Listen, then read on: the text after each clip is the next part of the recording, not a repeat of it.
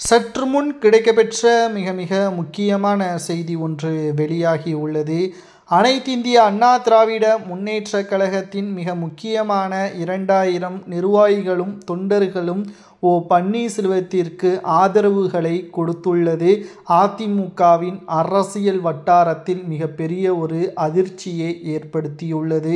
2026 சட்டசபை தேர்தல் நிச்சயமாக அதிமுகவிற்கு மிகப்பெரிய ஒரு சிக்கலை ஏற்படுத்தும். ஏனென்றால் 2026 சட்டசபை தேர்தல் என்பது அனைத்திந்திய அண்ணா திராவிட முன்னேற்றக் கழகத்திற்கும் திமுகவிற்கும் இடையே போட்டி கிடையாது, 4 முனை போட்டி. அதிலும் குறிப்பாக அதிமுகவின் தொண்டர்களே அதிமுகவிற்கு ஓட்டுக்களை செலுத்த மாட்டோம். தென் மாவட்ட மிக முக்கியமான நிர்வாகிகள் தெரிவித்திருப்பதும் ஓபிஎஸ்ஸிற்கு ஆதரவுகளை கொடுத்திருப்பதும் குறிப்பிடத்தக்கது.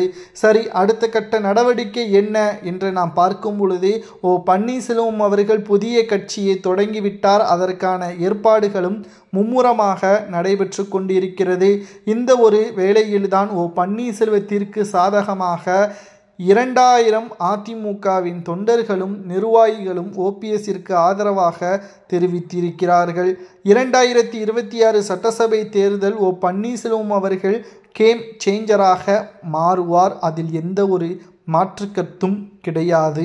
சொல்லப்போனால் 2026 சட்டசபை தேர்தலில் பன்னீர்செல்வம் அவர்கள் அதிமுகவில் எதிராக செயல்படுவார். இது மறைந்த முதல்வர் ஜெயலலிதா அவர்களுக்கு செய்யக்கூடிய துரோகம் கிடையாது. எடப்பாடி பழனிசாமி அவர்கள் அதிமுகவை தவறான வழிக்கு சென்று கொண்டிருக்கிறார்.